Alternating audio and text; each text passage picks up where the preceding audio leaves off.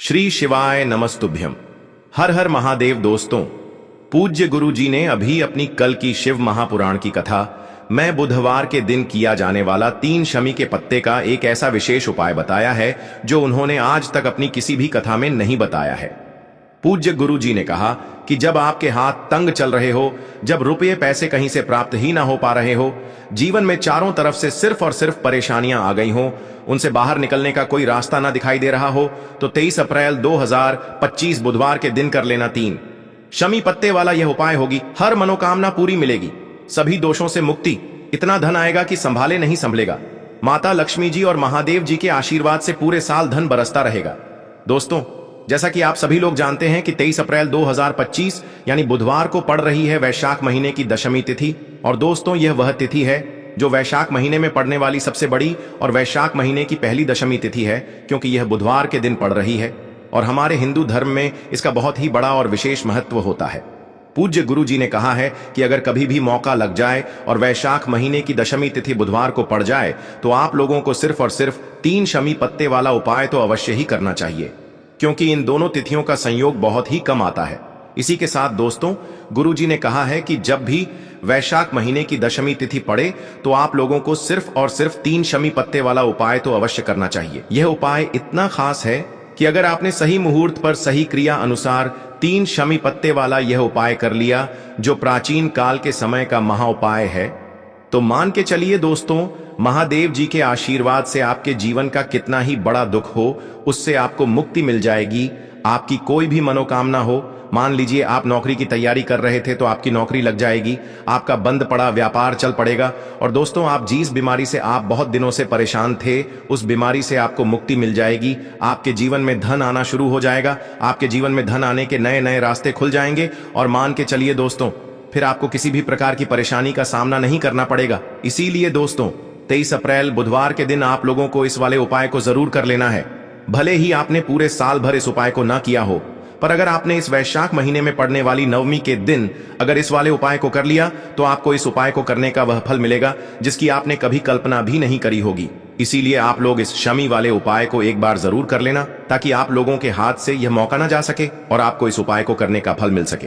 दोस्तों, यह उपाय पंडित जी ने अपनी अभी की ही शिव महापुराण की कथा में बताया है, जो इस उपाय को आज हम आपको बहुत अच्छे से समझाने वाले हैं। इस वीडियो को देखने के बाद इस उपाय को समझने के लिए आपको कोई और वीडियो को देखने की जरूरत नहीं पड़ेगी। तो दोस्तों, इस उपाय को आपको कैसे करना है, कब करना है, कहां पर करना है और उपाय को करते समय आपको किन किन गलतियों को नहीं करना है और आपको किन किन बातों का ध्यान रखना है, ये सारी जानकारी हम आपको इस वीडियो में देंगे। तो चलिए भक्तों, उपायों को शुरू करते हैं। अगर आप भी चाहते हैं कि महादेव जी का आशीर्वाद आप पर सदैव बना रहे तो वीडियो को लाइक करें, चैनल को सब्सक्राइब करें और कमेंट बॉक्स में हर हर महादेव जरूर लिखें। और अपने फायदे के लिए, गरीबी दूर करने के लिए इस वीडियो को पूरा देख कर जाना। यदि आज आपने वीडियो को बीच बीच में से देखा, काट काट कर देखा, तो जीवन में आपको कभी सफलता हासिल भी नहीं होगी।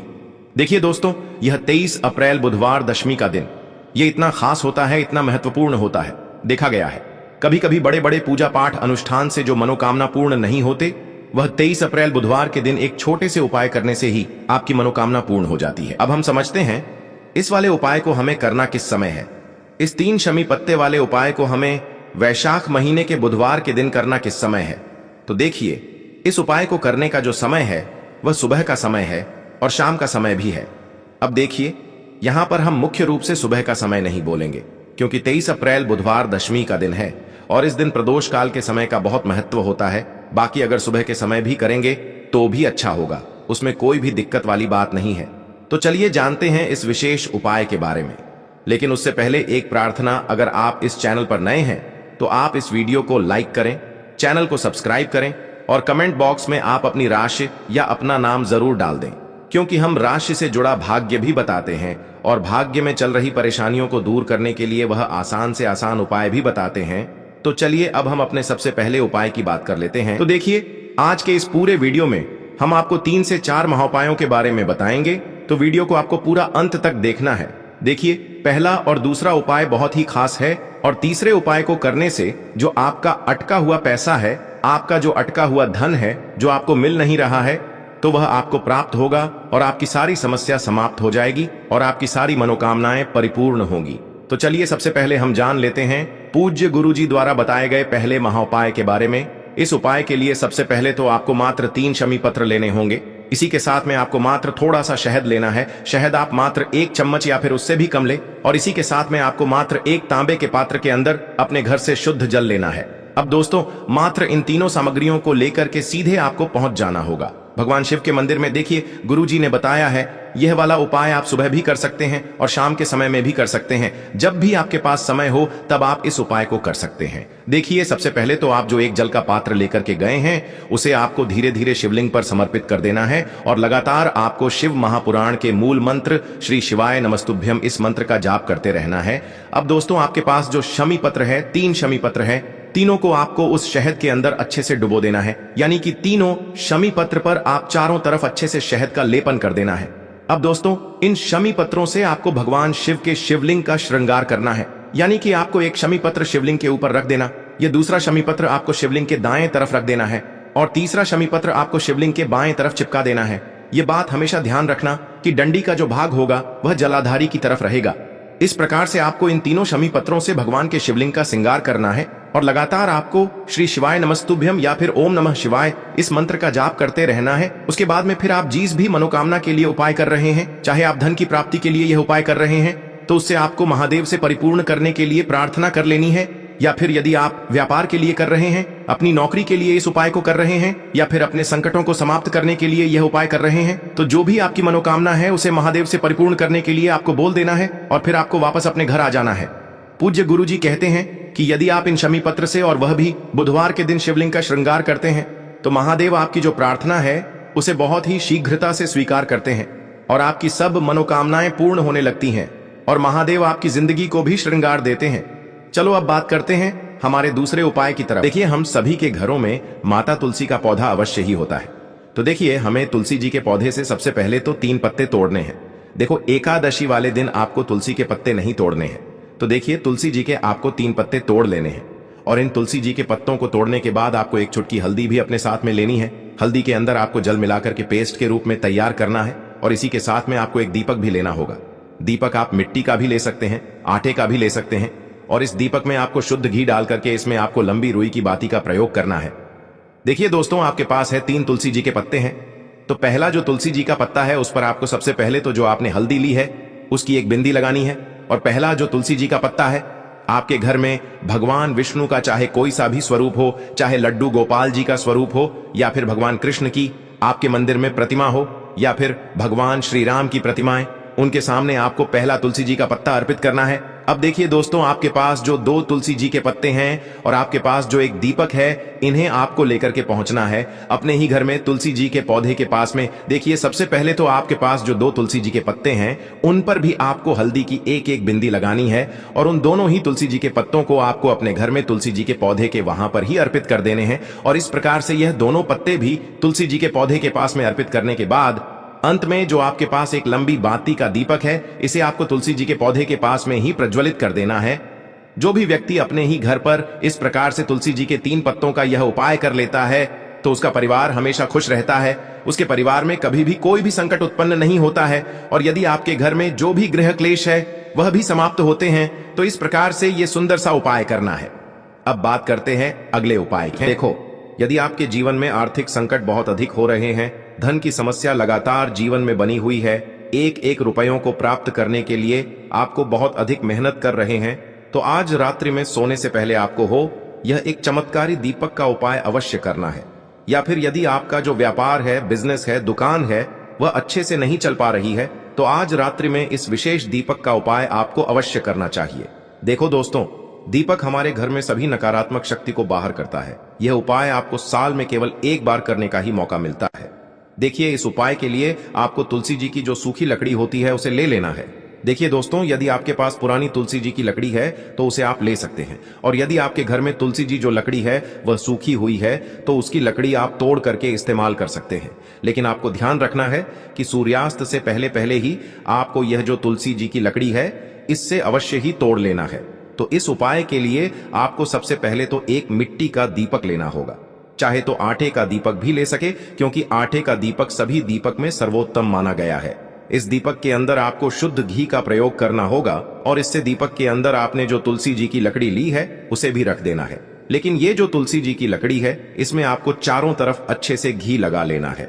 देखिए, गुरुजी ने बताया है कि जो तुलसी जी की लकड़ी है यदि आप उपाय करते हैं और बहुत ही शीघ्रता से जल जाती है तो इसके लिए आपको एक कार्य करना है। आपको थोड़ी सी रुई ले लेनी है और उस रुई को आपने जो तुलसी जी की लकड़ी ली है उस पर अच्छे से चारों तरफ लपेट देनी है। तुलसी जी की लकड़ी के ऊपर रुई लपेटने के बाद इसे आपको पूरा घी के अंदर डुबो लेना है। अब इसे आपको बाती के रूप में प्रयोग करना है। अब दोस्तों, इस दीपक को आपको प्रज्वलित कहाँ करना है? तो इस दीपक को आपको या तो भगवान विष्णु के सामने प्रज्वलित करना होगा या फिर आपको भगवान श्री राम के सामने प्रज्वलित करना होगा या फिर भगवान कृष्ण के सामने, यानी कि भगवान विष्णु के जो भी अवतार हैं उनके सामने आप ये दीपक प्रज्वलित कर सकते हैं, या फिर आप इस दीपक को माता तुलसी जी के सामने भी प्रज्वलित कर सकते हैं। पूज्य गुरु जी ने बताया है कि जो भी व्यक्ति इस प्रकार से तुलसी जी की डंडी से यह दीपदान कर देता है उसके जीवन में कभी भी धन की समस्या नहीं होती है। इसीलिए आपको यह पूरे साल में केवल एक बार ही मौका मिलता है। इस उपाय को करके देखना, आपकी सभी इच्छाएं जरूर पूर्ण होंगी। यह जो उपाय है रात्रि में सोने से पहले करना है। यह उपाय आपके लिए सर्वश्रेष्ठ होने वाला है। देखिए, इस उपाय के लिए आपको मात्र 5 हरे मूंग के दाने ले लेना है। देखिए, तिथि है और ये बुधवार के दिन पड़ रही है, इसीलिए आपको 5 हरे मूंग के दाने लेना है। हरे मूंग के दाने आपको साबुत लेने हैं, खंडित नहीं होने चाहिए। इस बात का ध्यान रखें। और इसी के साथ मैं आपको एक तांबे के पात्र के अंदर अपने घर से शुद्ध जल ले लेना है। अब दोस्तों, इन सभी सामग्रियों को लेकर के आपको सीधे पहुंच जाना है भगवान शिव के मंदिर में। देखिए, इस उपाय को भी आप सुबह भी कर सकते हैं और शाम के समय में भी कर सकते हैं। देखिए, भगवान शिव के मंदिर में पहुंचने के बाद आपके पास जो 5 हरे मूंग हैं उनमें से पहला जो हरा मूंग है आपको शिवलिंग के सामने जो नंदी महाराज होते हैं और उनका जो पैर उठा हुआ होता है वहां पर आपको पहला हरा मूंग समर्पित कर देना है और आपको ओम नमः शिवाय इस मंत्र का जाप कर लेना है। फिर आपको दूसरा हरा मूंग लेना है और शिवलिंग पर जो श्री गणेश जी वाला स्थान होता है वहां पर आपको यह दूसरा हरा मूंग समर्पित कर देना है। यानी कि शिवलिंग के सीधे तरफ आपको यह दूसरा हरा मूंग समर्पित करना है और फिर आपको ओम नमः शिवाय या फिर श्री गणेशाय नम इस मंत्र का जाप कर लेना है। तीसरा हरा मूंग का दान आपको भगवान शिव की सबसे प्रिय पुत्री माता अशोक सुंदरी वाले स्थान पर समर्पित करना होगा। शिवलिंग की जो जलाधारी होती है, जहां से जल बह करके आता है, उसी जलाधारी के बीच में जो कहीं कहीं उठी हुई लाइन होती है सांप की आकृति के रूप में, वहीं पर आपको तीसरा हरा मूंग समर्पित करना है और फिर आपको ओम नमः शिवाय इस मंत्र का जाप कर लेना है। अब दोस्तों, चौथा जो हरा मूंग है उसे आपको भगवान कार्तिकेय जी का जो स्थान होता है शिवलिंग पर, वहां पर आपको ये चौथा हरा मूंग का दाना समर्पित कर देना है और आपको ओम नमः शिवाय इस मंत्र का जाप कर लेना है। अब दोस्तों, आपके पास जो 5वां और अंतिम हरा मूंग बचा हुआ है उससे आपको उससे जल के पात्र के अंदर डाल देना है और इस हरे मूंग से युक्त जल से आपको भगवान शिव के शिवलिंग का अभिषेक कर देना है। जल आपको बिल्कुल धीरे धीरे समर्पित करते जाना है और लगातार आपको शिव महापुराण के मूल मंत्र श्री शिवाय नमस्तुभ्यम इस मंत्र का जाप करते रहना है। फिर आपको शिवलिंग के सामने बैठकर, यदि आप अपने बच्चों के लिए ये उपाय कर रहे हैं, यदि आप अपने बच्चों की बुद्धि, ज्ञान और विवेक के लिए उपाय कर रहे हैं, तो उसके लिए आपको प्रार्थना कर लेनी है, या फिर व्यापार में वृद्धि करने के लिए ये उपाय कर रहे हैं तो उसकी कामना करते हुए आपको प्रार्थना कर लेनी है, या फिर अपनी नौकरी के लिए कर रहे हैं, या फिर अपने इंटरव्यू के लिए, या फिर धन की प्राप्ति के लिए कर रहे हैं। जिस भी कामना के लिए आप उपाय कर रहे हैं उसे परिपूर्ण करने के लिए आपको महादेव से प्रार्थना कर लेनी है और फिर आपको वापस अपने घर आ जाना है।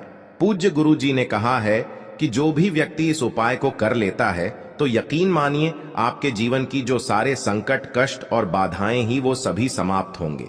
आप दोस्तों, हम जान लेते हैं चौथे चमत्कारी उपाय के बारे में, लेकिन ये उपाय विशेषकर उन लोगों को करना है जिनका व्यापार बिल्कुल भी ढंग से नहीं चल पा रहा है, या फिर जिनके घर में धन की परेशानी बहुत अधिक है, साथ ही साथ जिनका जो बुध ग्रह है वह कमजोर अवस्था में है, तो उन्हें यह उपाय करना चाहिए। बुध ग्रह को मजबूत करने के लिए आपको विशेषकर ये उपाय करना है। देखिए, इस उपाय के लिए आपको मात्र एक प्यारे सी बेलपत्र लेनी होगी। बेलपत्र जो है वह कहीं से भी खंडित नहीं होनी चाहिए। बेलपत्र यदि आपको प्राप्त नहीं हो पाती है तो आप भगवान शिव के शिवलिंग पर चढ़ी हुई बेलपत्र को पुण्य शुद्ध जल से धोकर के उपयोग कर सकते हैं। इसी के साथ में आपको मात्र एक हरा मूंग लेना है। हरा मूंग भी आपको साबुत लेना है, खंडित नहीं होना चाहिए। और इसी के साथ में आपको एक तांबे के पात्र के अंदर शुद्ध जल लेना होगा। अब देखिए, यह तीनों सामग्री लेकर के आपको सीधे पहुंचना होगा भगवान शिव के मंदिर में।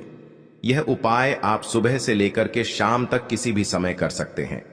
देखिए, सबसे पहले तो आपके पास जो एक बेलपत्र है उससे आपकी जो भी कामना है, चाहे व्यापार से जुड़ी हो, बुद्धि ज्ञान विवेक की प्राप्ति के लिए हो, आपके घर में सुख शांति को लेकर आपकी कोई काम न हो, जो भी आपकी कामना है उन्हें आपको बोलना है। और यह जो एक बेलपत्र है, सबसे पहले तो आपको माता अशोक सुंदरी वाले स्थान पर समर्पित कर देनी है। देखें, बेलपत्र की चिकनी साइड शिवलिंग से स्पर्श रहेंगी और इसकी जो डंडी है वो आपको जलाधारी की ओर रखनी है। इस प्रकार से आपको यह जो बेलपत्र है इससे माता अशोक सुंदरी वाले स्थान पर समर्पित कर देना है।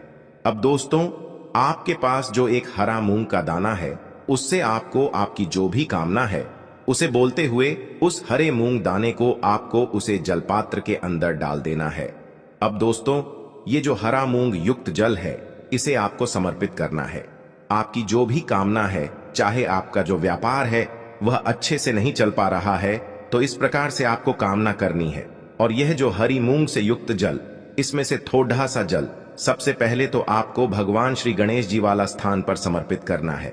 फिर थोड़ा सा जल आपको माता अशोक सुंदरी वाले स्थान पर समर्पित करना है। और फिर जो अंत में थोड़ा सा जल और बचेगा उसे पूरा आपको भगवान शिव के शिवलिंग पर धीरे धीरे अर्पित कर देना है। श्री शिवाय नमस्तुभ्यम इस मंत्र का जाप करते हुए। तो इस प्रकार से आपको थोड़ा थोड़ा जल समर्पित करना है। थोड़ा सा जल आपको भगवान गणेश जी वाले स्थान पर, फिर माता अशोक सुंदरी वाले स्थान पर, फिर अंत में भगवान शिव के शिवलिंग पर अर्पित कर देना है। आपकी जो भी समस्या होगी वह विघ्नहर्ता आपकी समस्या को समाप्त जरूर करेंगे। अब हम बात कर लेते हैं तीसरे उपाय की। के लिए आपको लेना है 11 चावल के दाने। गुरु जी ने कहा है चावल के दाने खंडित नहीं लेने हैं, बिल्कुल साबुत होने चाहिए। उसके साथ में आपको लेना है एक बेलपत्र।